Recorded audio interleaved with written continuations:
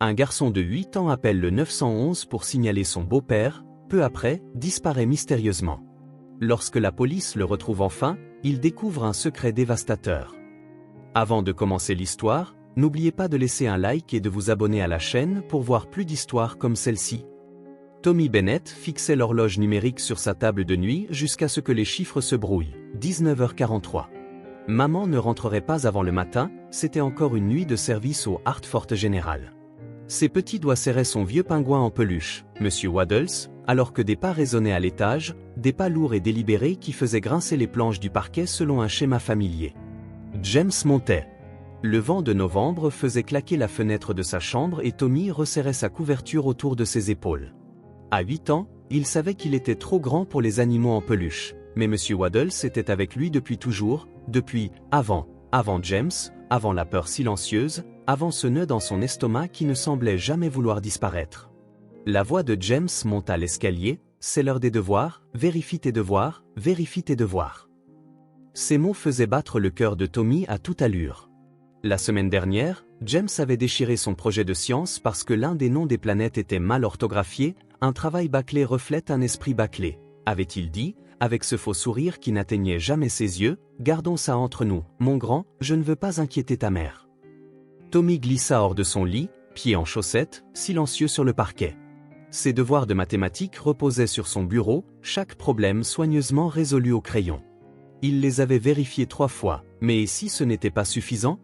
Et si le téléphone portable dans sa poche, l'ancien iPhone de maman, celui qu'elle lui avait donné pour les urgences, pesait lourdement? Seule, elle ignorait qu'il le gardait chargé et caché après que James eût dit qu'il était trop jeune pour un téléphone. Tommy avait vu assez de télévision pour connaître le 911, pour savoir ce que signifiait appeler, mais s'agissait-il d'une urgence? James ne l'avait pas frappé, pas encore, c'était juste, tout le reste. Les pas atteignirent le haut de l'escalier. La main de Tommy tremblait alors qu'il sortait le téléphone. L'écran brillait faiblement dans l'obscurcissement grandissant de sa chambre, son doigt hésitait au-dessus du clavier.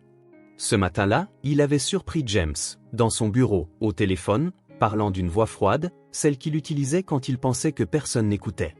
Le gamin devient un problème. James a dit qu'il posait trop de questions. Il faut s'occuper de ça, s'en occuper.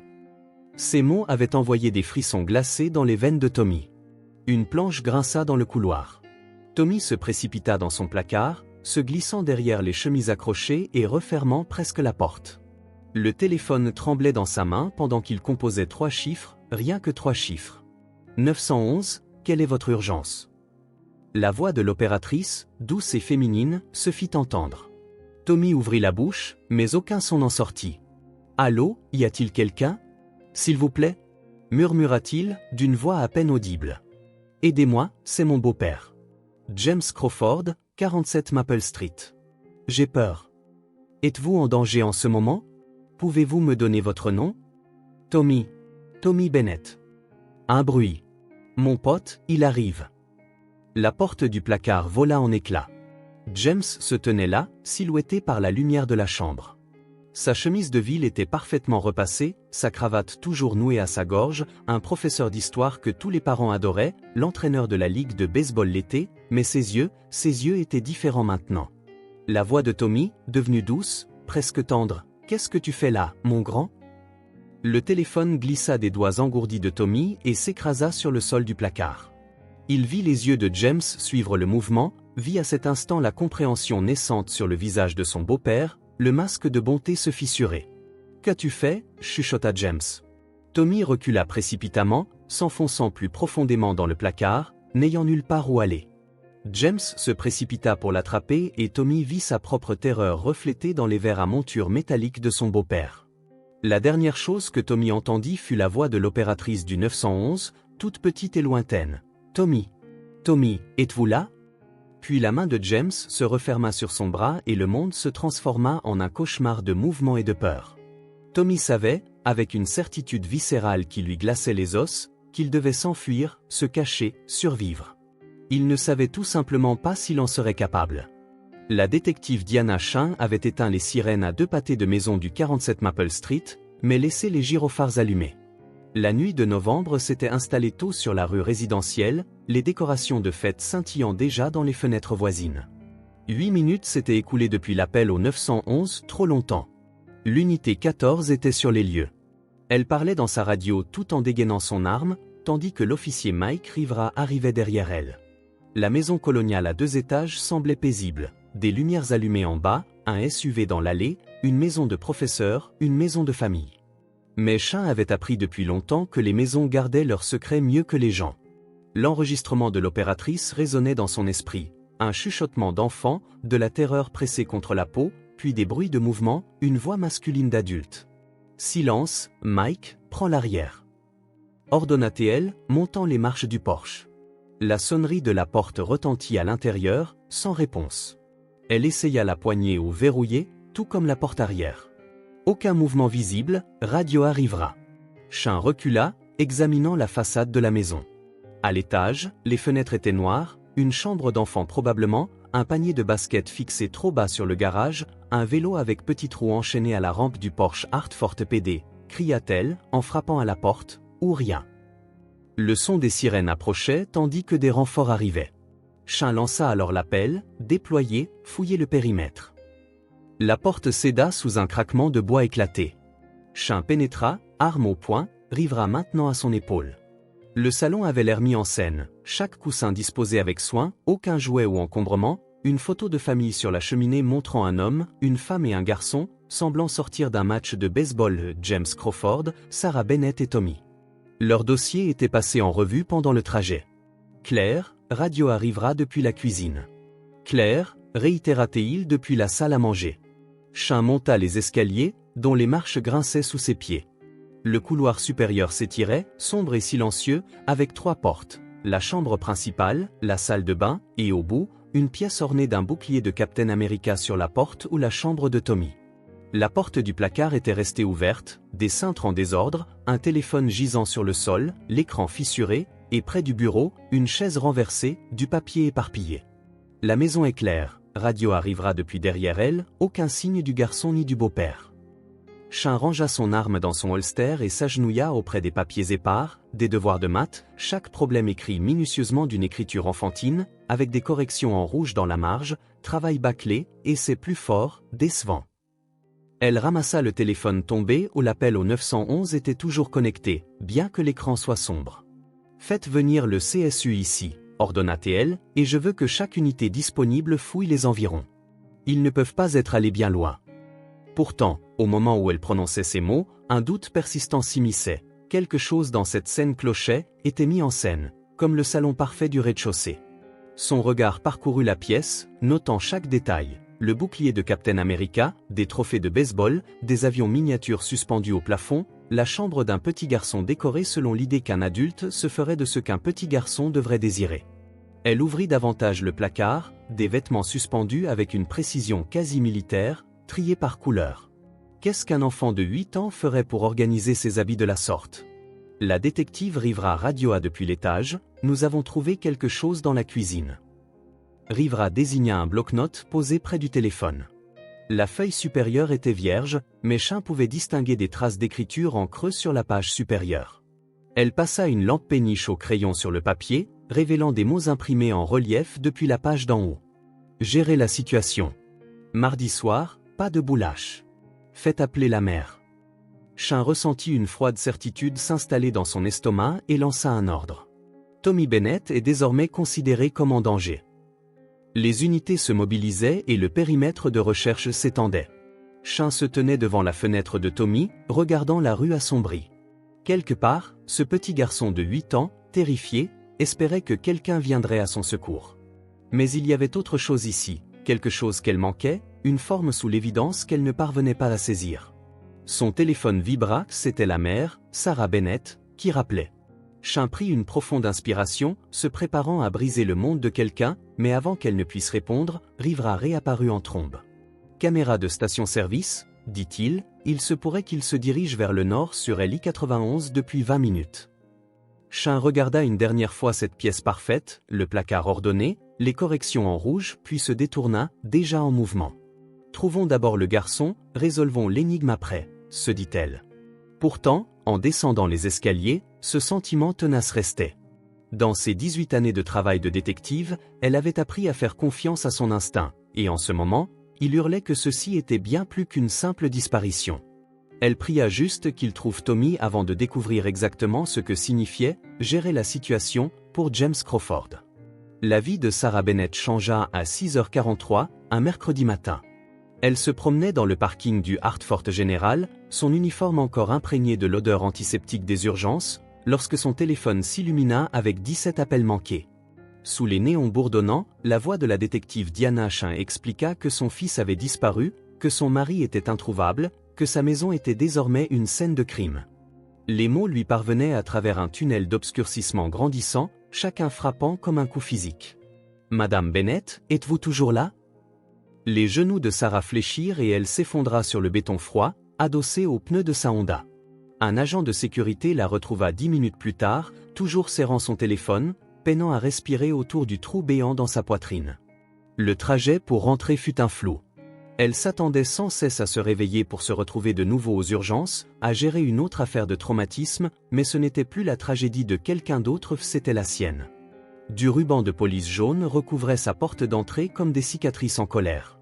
2 agents en uniforme s'avancèrent alors qu'elle se garant. Mais la détective Chin émergea de la maison et les fit reculer d'un geste de la main. Sarah s'était imaginé la détective différemment lors de leur conversation téléphonique, plus âgée, plus dure. Au lieu de cela, elle vit une femme sans doute de son âge, début quarantaine, aux cheveux noirs coupés courts et aux yeux qui avaient vu trop de choses. « Madame Bennett, dit Chin en tendant la main, je sais que c'est accablant, mais nous devons agir vite.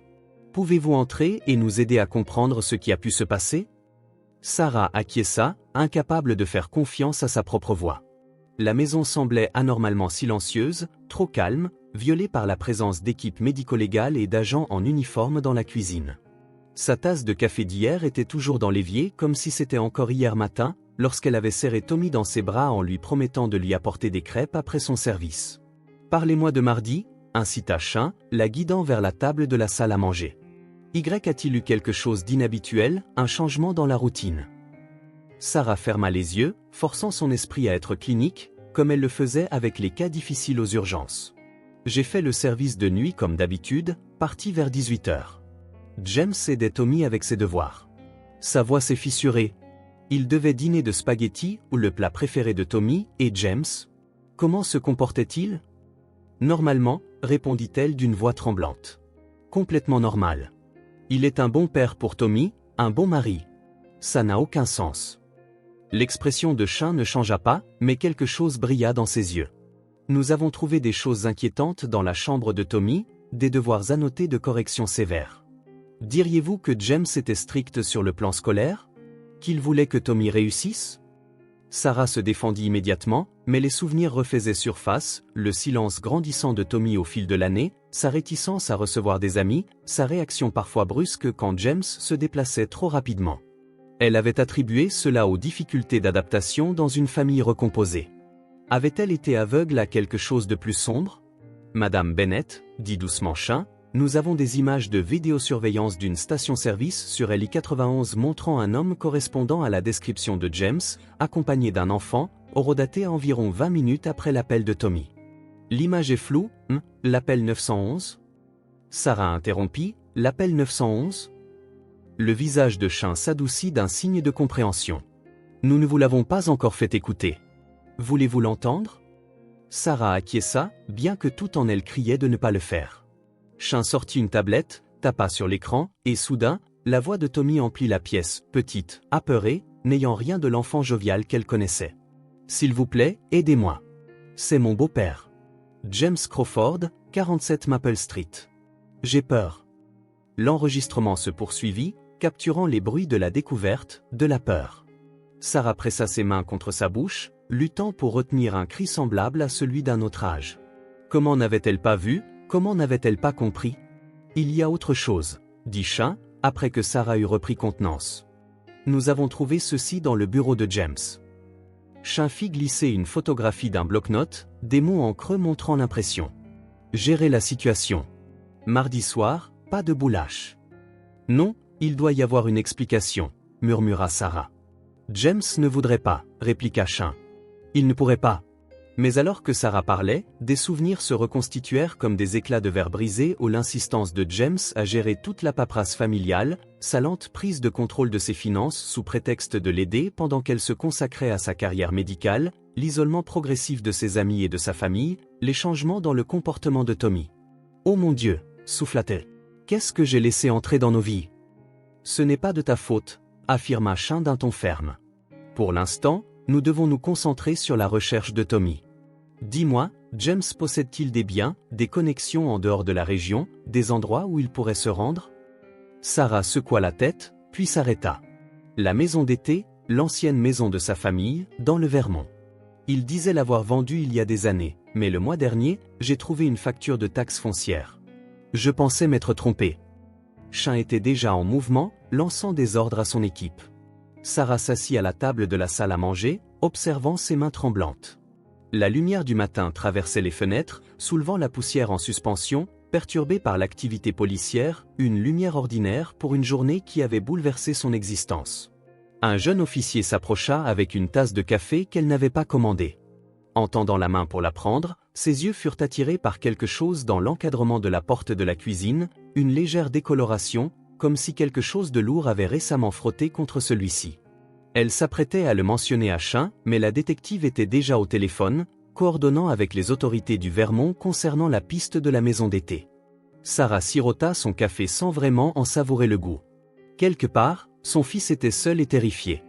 Elle avait échoué à le protéger une fois, elle ne l'échouerait plus. Mais au fil de la matinée, alors que d'autres agents arrivaient pour examiner la scène, cette marque sur l'encadrement de la porte du sous-sol attirait sans cesse son attention. Quelque chose à ce sujet semblait important, bien qu'elle ne puisse l'expliquer, comme la voix de Tommy appelant à l'aide dans ses souvenirs, un détail refusant de s'effacer dans le décor de son monde en train de s'effondrer. Dehors, le vent de novembre se mit à secouer les branches nues contre les fenêtres. Sarah s'enroula dans ses bras, luttant contre un frisson qui n'avait rien à voir avec le froid. Elle avait vu suffisamment de cas traumatiques pour savoir que les premières 48 heures étaient cruciales dans les disparitions. L'horloge murale indiquait 8h17. Le temps lui échappait. La détective Diana Sean se tenait dans la pénombre d'un mercredi soir, observant les techniciens médico-légaux circuler dans la maison Crawford Bennett avec une précision méthodique. Le vent de novembre se faisait plus fort, porteur des premiers signes de l'hiver, et les feuilles s'éparpillaient sur l'allée comme des animaux nerveux.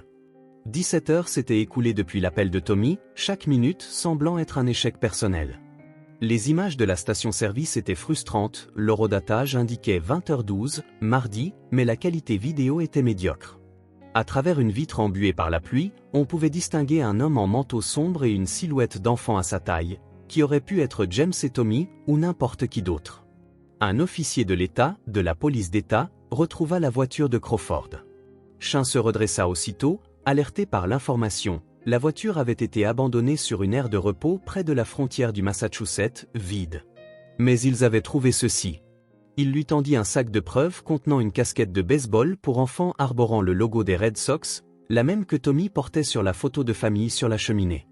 Trop évident, pensa Sean. Comme le salon soigneusement agencé, le placard méticuleusement organisé. Tout dans cette scène semblait calculé, joué. Elle avait vu assez de cas domestiques pour savoir que les personnalités dominantes ne s'effondraient pas spontanément ou elles s'intensifiaient, se préparaient, se tramaient dans la maison même. Elle se dirigea vers la porte du sous-sol, une sensation persistante l'accompagnant depuis sa première inspection. L'espace lui-même était sans éclat, lave-linge, sèche-linge, étagère de rangement disposée avec une précision quasi militaire, mais les dimensions semblaient anormales. La pièce ne s'étendait pas autant qu'elle aurait dû, compte tenu des fondations de la maison. Madame Bennett appela Sean du haut de l'escalier. Sarah apparut, fantomatique sous la lumière crue de la police. Elle n'avait ni dormi, ni mangé, malgré les efforts des agents pour la raisonner. « Pouvez-vous descendre ici ?» Sarah descendit prudemment, une main glissant le long du mur. Des cernes assombrissaient son regard, la faisant paraître plus âgée que sur sa photo de permis. « Qu'y a-t-il ? Parlez-moi des rénovations que James a faites ici-bas, le printemps dernier, » demanda Sarah en regardant autour d'elle comme si c'était la première fois qu'elle voyait cet espace. Il disait que la barrière anti-humidité devait être refaite. Il y a eu des semaines de travaux, et il tenait à faire lui-même le travail, répondit-elle. Sean passa sa main le long du mur en parpaing. A-t-il jamais mentionné quelque chose à propos des caractéristiques originales de la construction des vieilles fondations? Sarah secoua la tête, puis s'arrêta soudain. Tommy, tu parlais d'une pièce secrète, dit-elle. Tu disais l'avoir trouvée en jouant à cache-cache. Je pensais que tu imaginais des choses. James, dit-elle, la voix se brisant, il disait que les enfants de son âge inventaient souvent des histoires pour attirer l'attention. Le pouls de Shun s'accéléra. Elle se tourna vers l'équipe médico-légale qui continuait de traiter la scène. J'exige qu'on utilise un radar à pénétration de sol ici-bas, une analyse structurelle complète, et que je reçoive les plans originaux de construction de la ville, ordonna-t-elle. Le reste de la soirée se dissipa dans un flou d'activité. L'équipement radar arriva, les techniciens installèrent leur matériel tandis que Shun coordonnait les équipes chargées de la piste de la maison d'été dans le Vermont. Sarah errait entre la cuisine et le salon, telle une ombre, répondant mécaniquement aux questions, ses yeux constamment attirés vers la porte d'entrée, comme si elle s'attendait à voir Tommy apparaître d'un moment à l'autre. À minuit, le téléphone de Shun vibra, la police du Vermont venait de fouiller la maison d'été au vide, sans signe d'occupation récente. Un autre cul-de-sac, une heure de perdu. Elle étudiait les plans du sous-sol lorsque Rivera arriva, le visage rougi par le froid. « Nous avons un témoin », annonça-t-il. Un préposé de la station-service sur LI 91 dit se souvenir d'avoir vu Crawford et le garçon. Ils avaient acheté des encas et se dirigeaient vers le nord. Shun leva les yeux vivement. Quand a-t-il avancé cela? Juste maintenant, répondit-il. Il a vu les informations à la télé, les a reconnues. Trop commode, pensa Shun. Comme la casquette de baseball, le bloc-notes, la voiture abandonnée. Tout semblait n'être que des miettes destinées à les éloigner de ce qu'elle pressentait. Elle étala les plans sur une table et les compara au relevé du radar. La technologie montrait des variations de densité dans les murs, des espaces qui ne devraient pas exister, et là, dans un coin, derrière les étagères de rangement. Madame Bennett, appela Shun. Sarah apparut dans l'encadrement, tenant une tasse de café fraîchement remplie. Tu as touché. Tommy a mentionné une pièce secrète. A-t-il dit comment il l'avait trouvée? Demanda Shun. Le froncement de sourcils de Sarah se creusa. Il a dit que c'était derrière sa forteresse, c'est comme ça qu'il appelait ses grandes étagères de rangement. James s'est énervé quand il en a parlé, affirmant que le sous-sol n'était pas un lieu pour jouer. Shun se retourna vers les plans, le cœur battant. La maison avait été construite en 1951, en plein cœur de la guerre froide. Nombre de maisons de cette époque comportaient des abris anti-atomiques, plus tard scellés et oubliés, mais pas par tout le monde. Je vais ordonner le déplacement de l'unité de rangement, dit-elle. Pas plus tard, pas après avoir vérifié la piste du Vermont. L'air du sous-sol était épais, chargé de décennies de poussière accumulée, tandis que l'équipe commençait à démonter le système de rangement lourd.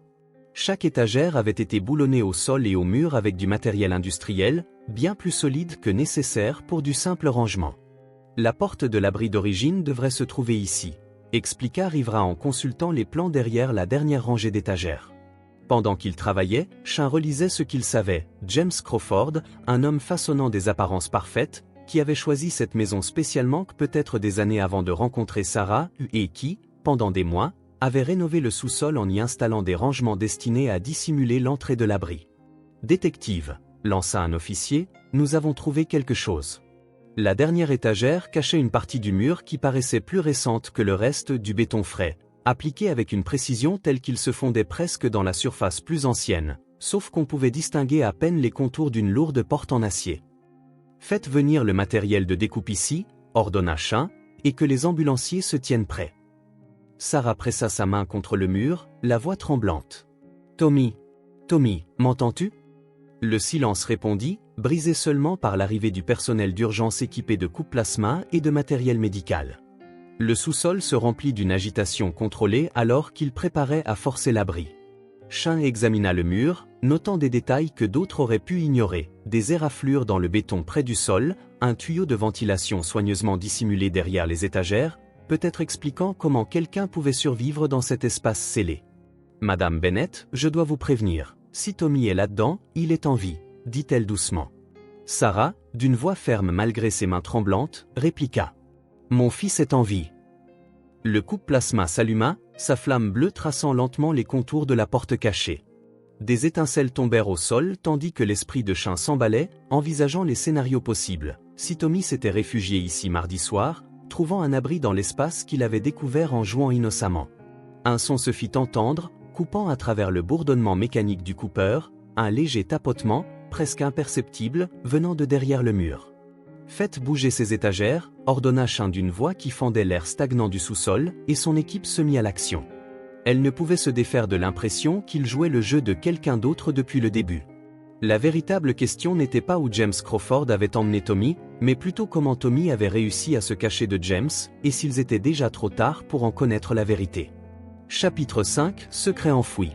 Le jeudi matin arriva, recouvert d'un givre cristallin sur les fenêtres de la maison Crawford-Bennett.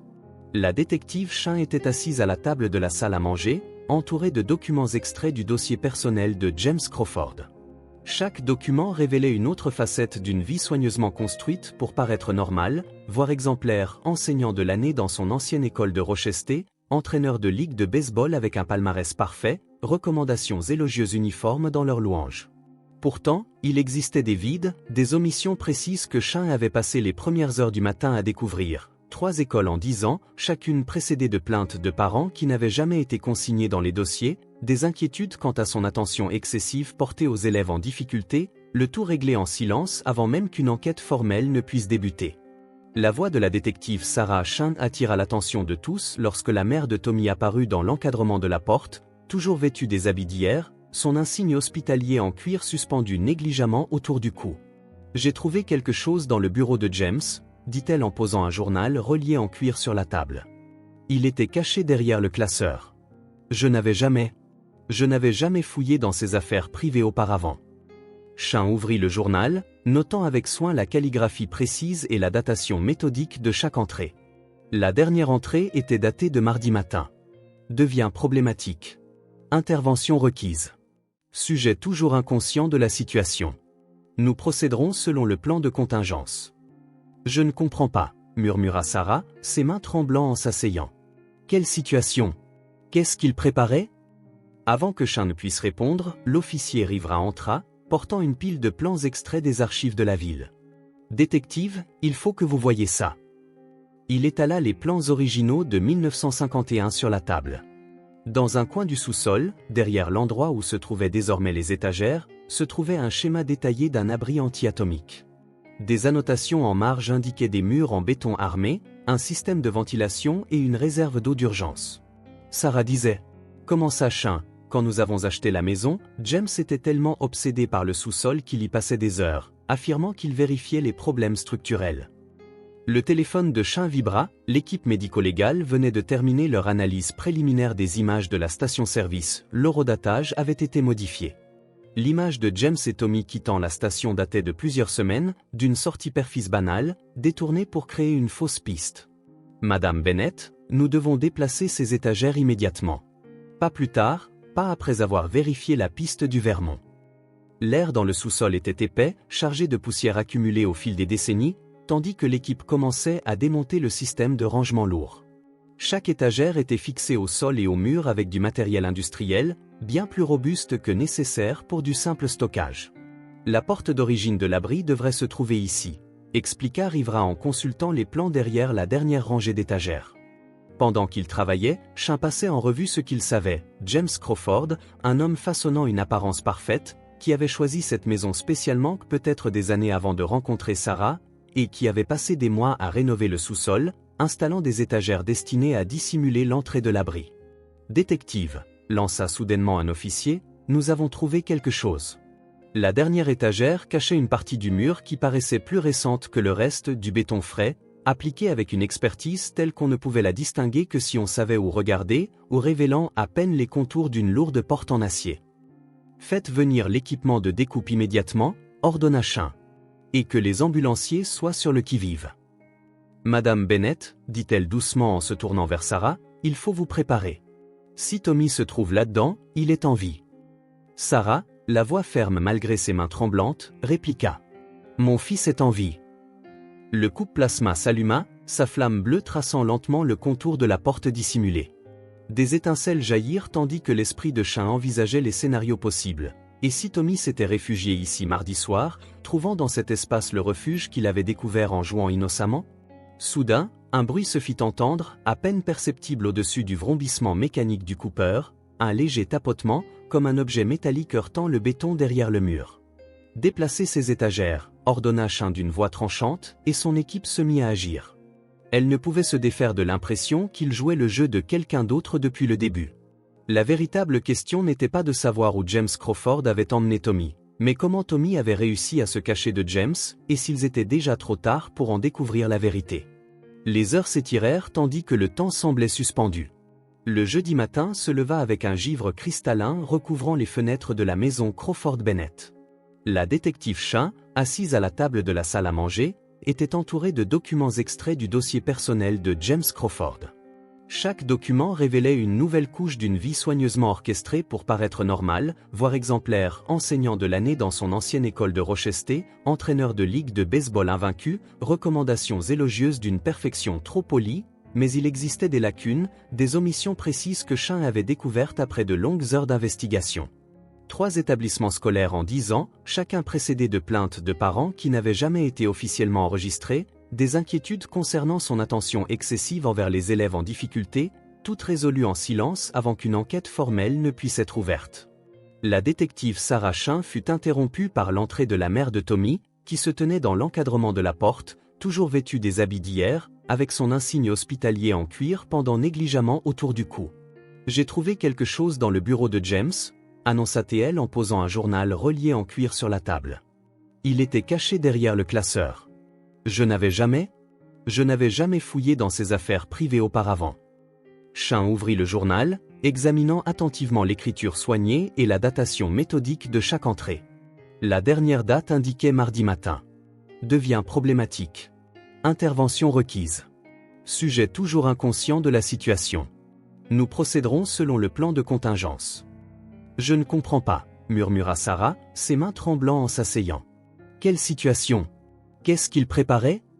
Avant que Shun ne puisse répondre, l'officier riverain entra, portant une pile de plans des archives municipales. Détective, il faut que vous voyiez ceci. Il étala les plans originaux de 1951 sur la table. Dans un coin du sous-sol, derrière l'endroit où se trouvaient maintenant les étagères, se trouvait un schéma détaillé d'un abri anti-atomique, avec en marge des notes indiquant des murs en béton armé, un système de ventilation et un stockage d'eau d'urgence. Sarah, commença Shun, tu te souviens quand nous avons acheté la maison? James était tellement fasciné par le sous-sol qu'il y passait des heures, prétendant vérifier la structure. Le téléphone de Shun vibra, l'équipe médico-légale avait terminé son analyse préliminaire des images de la station-service. L'horodatage avait été modifié. L'image de James et Tommy quittant la station remontait à plusieurs semaines, une sortie père-fils ordinaire, détournée pour créer une fausse piste. Madame Bennett, nous devons déplacer ces étagères maintenant, pas plus tard, pas après avoir vérifié la piste du Vermont. L'air du sous-sol était lourd, saturé par des décennies de poussière accumulée, tandis que l'équipe commençait à démonter le système de rangement massif. Chaque étagère avait été fixée au sol et au mur avec un matériel industriel, bien plus robuste que nécessaire pour du simple stockage. La porte d'origine de l'abri devrait être ici, expliqua Rivera en consultant les plans derrière la rangée d'étagères.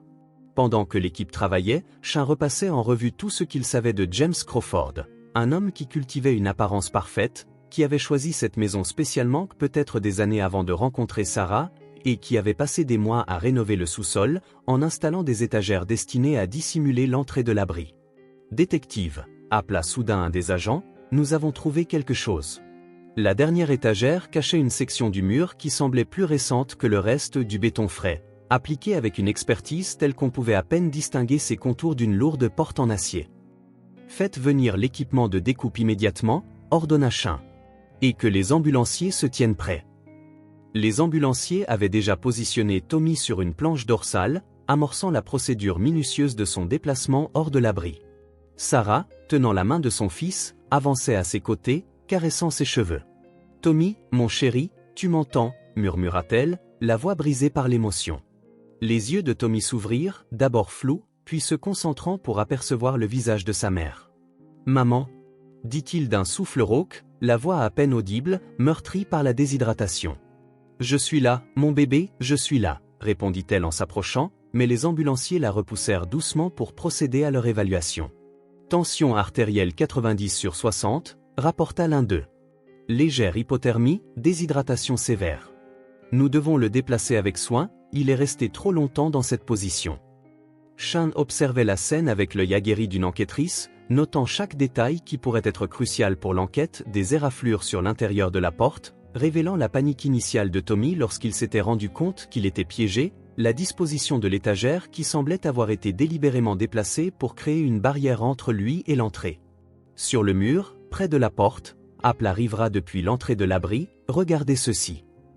Illuminé par les lampes médico-légales, sur le mur, on pouvait voir des lettres tremblantes, gravées à la hâte, comme si un morceau de métal provenant de l'étagère avait servi d'outil. « James va faire du mal à maman », pouvait-on lire. Le visage de Sean se ferma. La piste du Vermont, les preuves plantées, les images de vidéosurveillance modifiées. Tout ceci était destiné à détourner l'attention de la maison, pendant que James Crawford exécutait le plan de contingence qu'il avait mentionné dans son journal. Rivera, je veux la photo de Crawford à chaque aéroport, station de bus et point de passage frontalier dans un rayon de 800 km. Et récupérez-moi toutes ces informations financières. S'il prépare quelque chose impliquant Madame Bennett, il aura besoin de ressources. Les ambulanciers, désormais en train de déplacer Tommy sur la planche dorsale, procédaient avec précaution. Sarah marchait à côté, tenant sa main, caressant ses cheveux d'une tendresse infinie.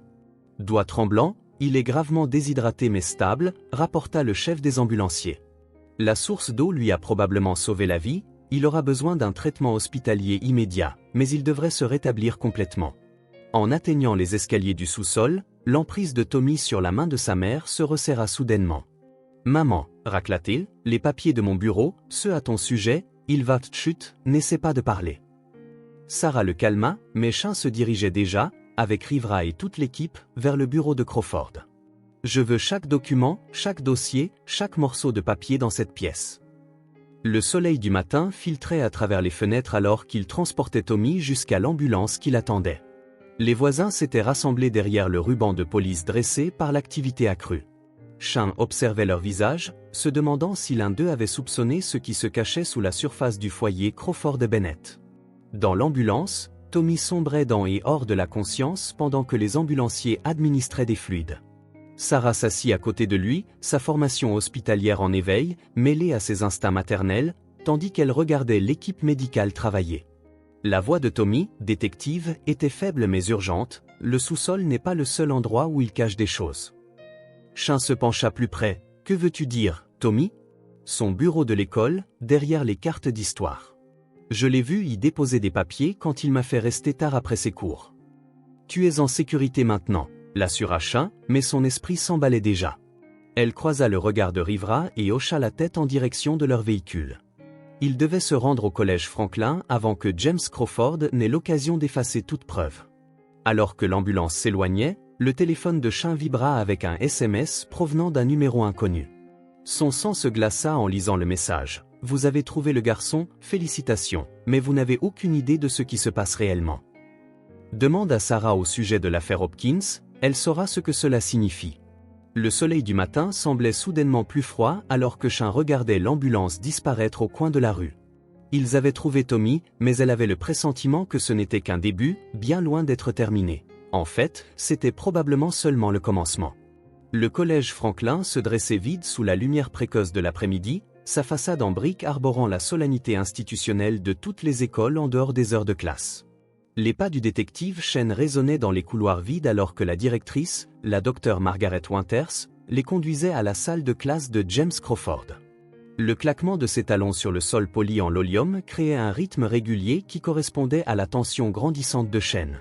« Monsieur Crawford a toujours été l'un de nos enseignants les plus respectés », disait la docteure Winters, ses clés tintinnabulants alors qu'elle déverrouillait la porte de la salle de classe.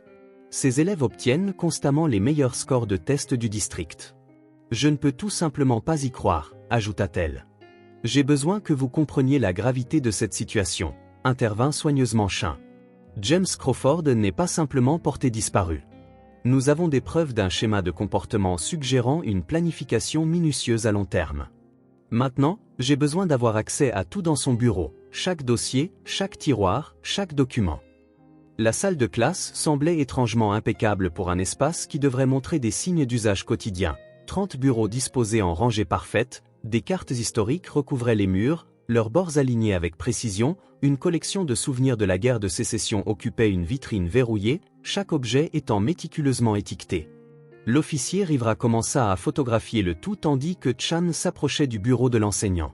La surface était complètement dégagée, à l'exception d'une unique photo encadrée montrant James et Tommy lors d'un match de baseball, tous deux souriant face à la caméra. Chan remarqua que le sourire de Tommy n'atteignait pas ses yeux. « Les cartes, » dit Chan en se rappelant des mots de Tommy dans l'ambulance, « nous devons les vérifier à l'arrière. » Il fallut près de 20 minutes pour retirer soigneusement le premier ensemble de cartes du mur derrière eux, ils ne trouvèrent rien d'autre qu'un placoplâtre vierge.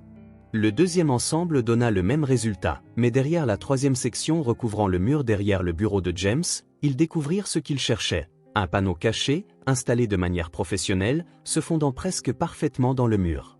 Chan enfila des gants en latex avant de l'ouvrir soigneusement, révélant un espace d'environ 2 pieds carrés et 8 pouces de profondeur. À l'intérieur, ils trouvèrent un ordinateur portable, plusieurs clés USB et une épaisse enveloppe manille. Remettez ces éléments immédiatement aux experts en criminalistique numérique, ordonna Chan en remettant les appareils électroniques à Rivera. Elle ouvrit l'enveloppe elle-même, étalant son contenu sur le bureau impeccable. Le premier document lui coupa le souffle, il s'agissait d'un rapport détaillé sur les activités de Sarah Bennett datant d'il y a 3 ans, avant même qu'elle ne rencontre James, avec des photos d'elle quittant l'hôpital, des notes sur son emploi du temps, ses amis, ses finances. Ce n'était pas simplement de la traque, c'était une surveillance méthodique. Son téléphone vibra avec un SMS provenant de l'hôpital où Tommy était soigné. Le message était bref mais inquiétant. « Dr Chan, le patient demande spécifiquement à vous voir, c'est urgent, et de plus, la mère présente des symptômes inexpliqués. » Rivera, reste ici et examine tout, ordonna Chan, déjà en mouvement vers la porte. « Je veux que chaque recoin de cette pièce soit fouillé, soulève les planches du sol si nécessaire. » Le trajet jusqu'à Hartford General dura 18 minutes. Chan passa chaque seconde à examiner les pièces de cette énigme de plus en plus complexe. L'affaire Hopkins mentionnée dans le message anonyme, la surveillance de Sarah qui précédait sa relation avec James, la construction minutieuse de sa persona d'enseignant. Rien de tout cela ne ressemblait plus à un simple cas de violence domestique. C'était quelque chose de plus vaste, plus orchestré. Le service de pédiatrie était calme lorsque Chen arriva, le soleil de l'après-midi projetant de longues ombres à travers les fenêtres. Elle trouva facilement la chambre de Tommy, c'était la seule avec un policier posté à l'extérieur.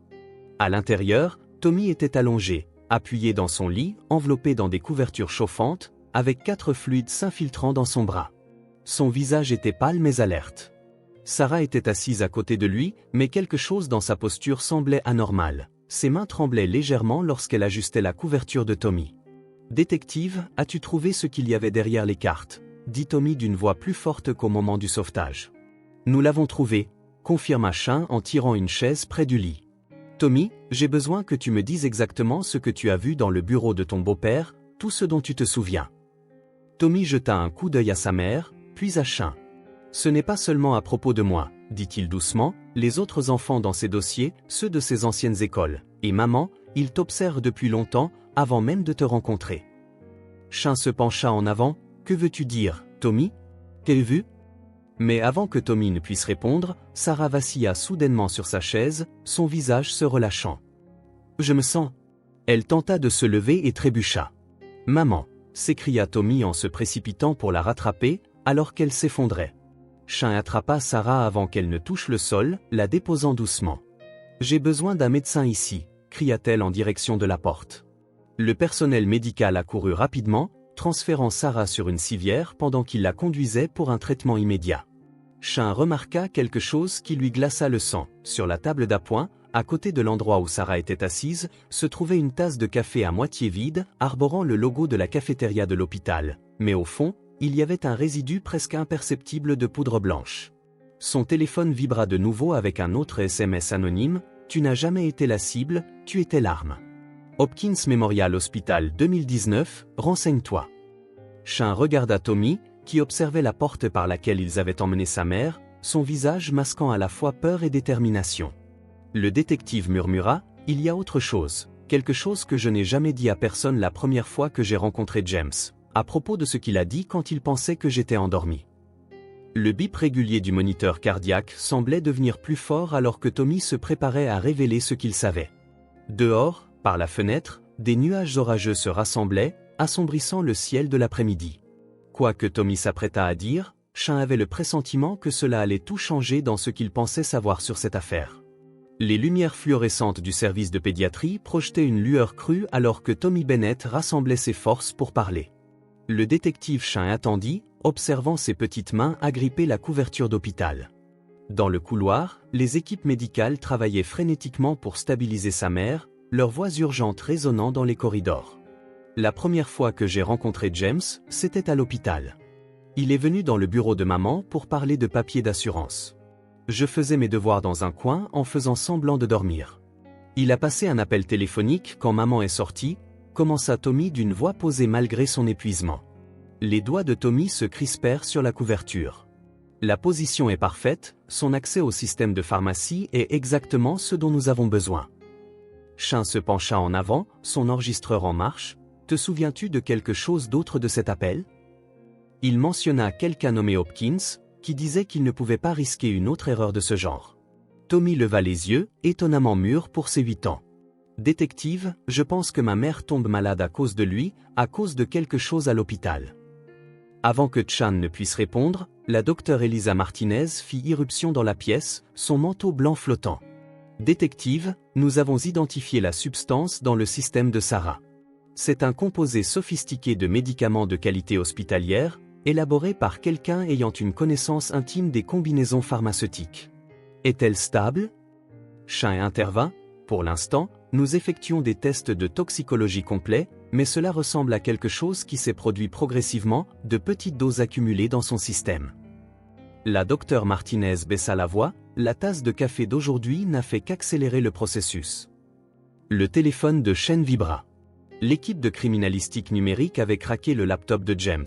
Son contenu dressait déjà un tableau inquiétant, des protocoles de sécurité hospitalière détaillés, des codes d'accès à la pharmacie, et quelque chose appelé « projet nettoyage ».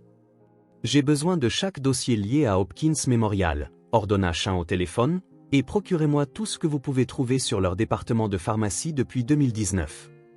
L'équipement de surveillance de Tommy bipait régulièrement alors que l'infirmière Sandra Chen, sans lien de parenté avec le détective, entrait pour vérifier ses signes vitaux. Sean remarqua comment Tommy observait chaque geste de l'infirmière, ses yeux suivant chaque médicament qu'elle ajoutait à sa perfusion. « Ça va, infirmière ?» sourit Sean en remarquant sa vigilance. La docteure Martinez vérifia tout elle-même. « L'affaire Hopkins, » dit Tommy après le départ de l'infirmière, « j'ai entendu James en parler au téléphone la semaine dernière. Il a dit que c'était un essai parfait, mais quelqu'un s'est laissé aller avec les dosages. » Le laptop de Sean émit un ping signalant un email urgent. L'équipe de criminalistique avait trouvé quelque chose. Le détective ouvrit le fichier et soudainement, les pièces commencèrent à s'assembler. Hopkins Memorial Hospital 2019, 3 infirmières étaient décédées en l'espace de 6 mois, de causes naturelles selon les rapports officiels, mais avant leur décès, chacune avait remarqué des anomalies dans l'inventaire de la pharmacie, avait commencé à enquêter et avait commencé à présenter des symptômes mystérieux avant de pouvoir signaler leur découverte. Les mêmes symptômes qui affectaient désormais Sarah Bennett. Ce n'est pas seulement un enseignant, réalisa haut et fort Sean. Les écoles, les transferts, la documentation minutieuse, tout cela était un moyen de se déplacer sans attirer l'attention. Tommy hocha la tête. Il a des réunions tard le soir à l'école. Je les ai vus une fois, quand il m'a fait attendre dans sa salle de classe, des hommes en costume examinant des plans d'hôpital. Le téléphone de Sean sonna. Officier Rivera, au collège Franklin, détective, nous avons trouvé autre chose derrière les murs, plusieurs passeports, différents noms, mais tous avec la photo de Crawford et des plans de 6 hôpitaux différents répartis sur 3 États. Les pièces s'assemblaient pour former un tableau terrifiant. James Crawford ne travaillait pas seul. La surveillance de Sarah, l'infiltration méthodique de leur vie, la manipulation soigneuse des dossiers hospitaliers.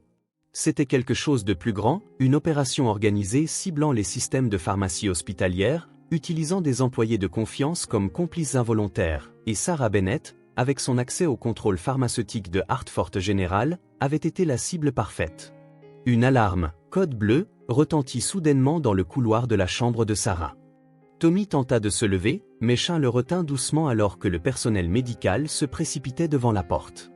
La voix de Tommy se brisa dans le silence. Quand je me cachais, je me suis souvenu de quelque chose d'autre, de quelque chose que James a dit lors d'un autre appel téléphonique, murmura-t-il, des larmes coulant sur son visage. Maman était presque prête. Une fois qu'elle serait partie, il aurait un accès complet à ses codes et mots de passe, et j'étais le seul maillon faible. Le téléphone de Shen s'illumina avec un autre SMS anonyme. Tu te rapproches, mais tu ne comprends toujours pas ce qui se passe réellement à Hartford General en ce moment, pendant que tu es distrait par le garçon. Les lumières du couloir de l'hôpital clignotèrent, puis se stabilisèrent.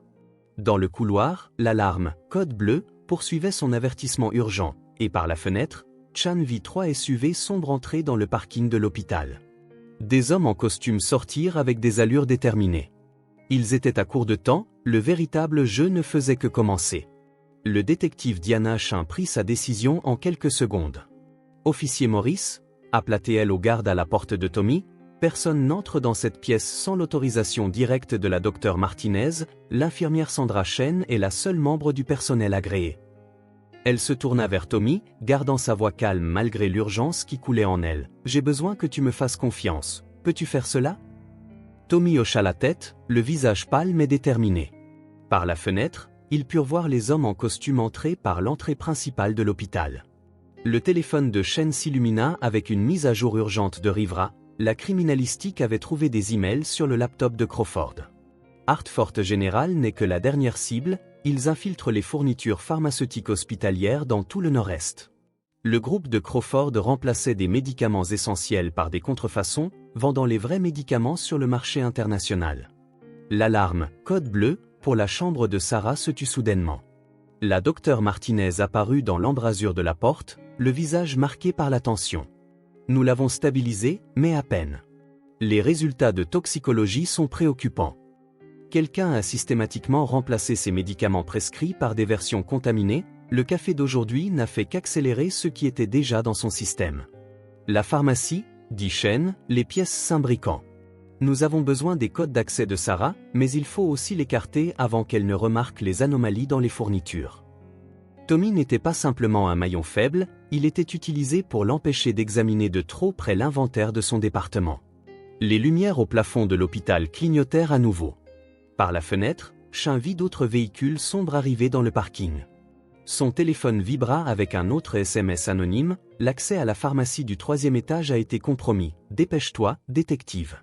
Ce qui arrive à Sarah Bennett n'est que le début. Chin se tourna vers la docteure Martinez. J'ai besoin que Sarah soit déplacée immédiatement. Y a-t-il un service sécurisé, l'unité d'isolement du département de neurologie?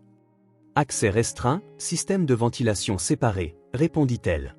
Faites-le, et j'ai besoin d'un inventaire complet de chaque médicament qui est passé par le département de Sarah au cours des 6 derniers mois. La voix de Tommy interrompit leur planification. Détective, la semaine dernière, quand j'étais dans le bureau de James, j'ai vu quelque chose. Un calendrier avec la date d'aujourd'hui marquée. Il était écrit distribution finale à côté. Le sang de Chen se glaça lorsque son téléphone s'illumina à nouveau, Rivera envoyant des séquences de surveillance de la salle de classe de Crawford. La dernière image montrait un schéma détaillé du niveau pharmacie de Hartford General, avec, écrit de la main précise de James, site secondaire, protocole Oméga, stockage. L'équipe de maintenance était à 10 pieds maintenant, leurs mains se déplaçant avec nonchalance vers leur chariot. 5 minutes avant le blackout, Chin prit sa décision. Officier Maurice, conduisez Tommy à l'unité d'isolement de neurologie avec sa mère. Docteur Martinez, votre ordre d'évacuation doit être exécuté immédiatement, déclara Chin. Les lumières au plafond clignotèrent une dernière fois alors que Chan entrait dans le couloir, son badge levé.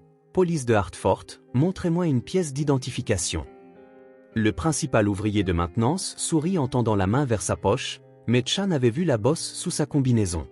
Le moindre changement dans sa posture indiquait qu'ils étaient à court de temps, la démonstration était sur le point de commencer.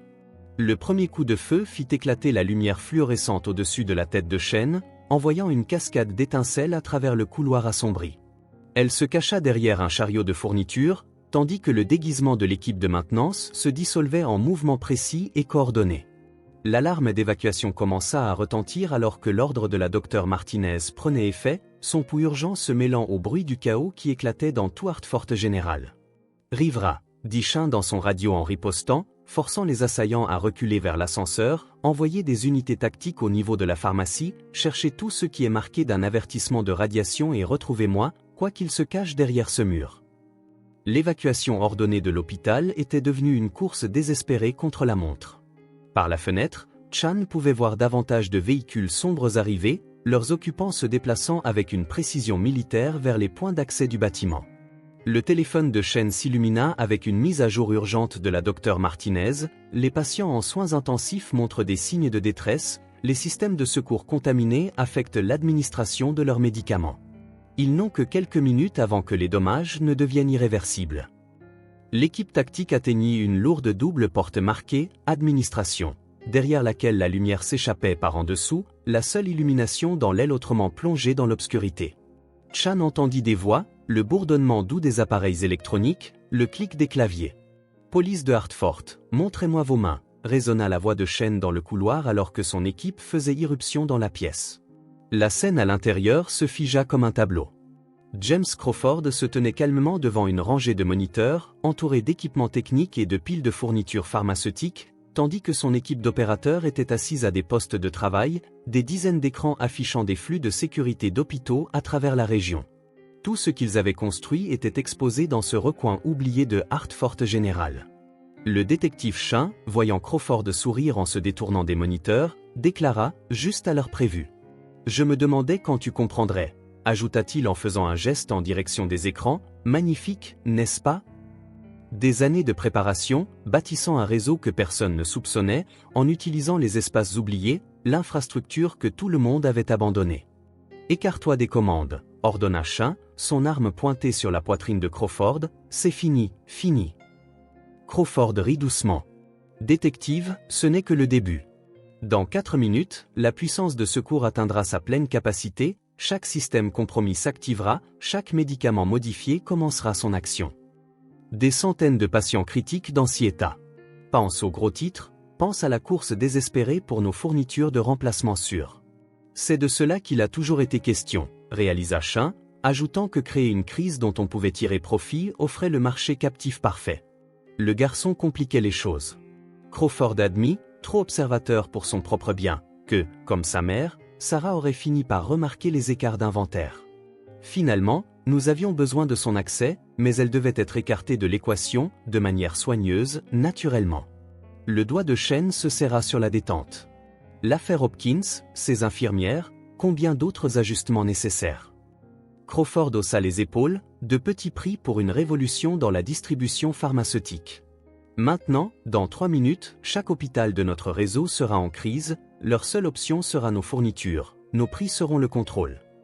La voix de détective Tommy retentit soudain dans le radio, claire et déterminée, les générateurs, maman dit que les tunnels de maintenance se connectent à la distribution électrique centrale, il y a une séquence d'arrêt manuel, elle le connaît grâce à sa formation en sécurité hospitalière.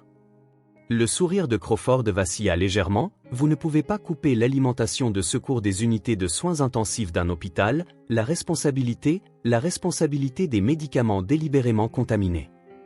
Chin répliqua, officier Morris, amenez Sarah à la salle de contrôle principale de l'ingénierie maintenant, sinon vous tuerez des patients.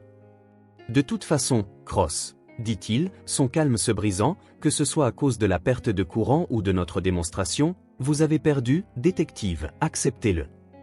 Les moniteurs derrière lui montraient des équipes d'urgence s'affairant dans des hôpitaux à travers la région, les systèmes de secours approchant de niveaux critiques, il restait 2 minutes.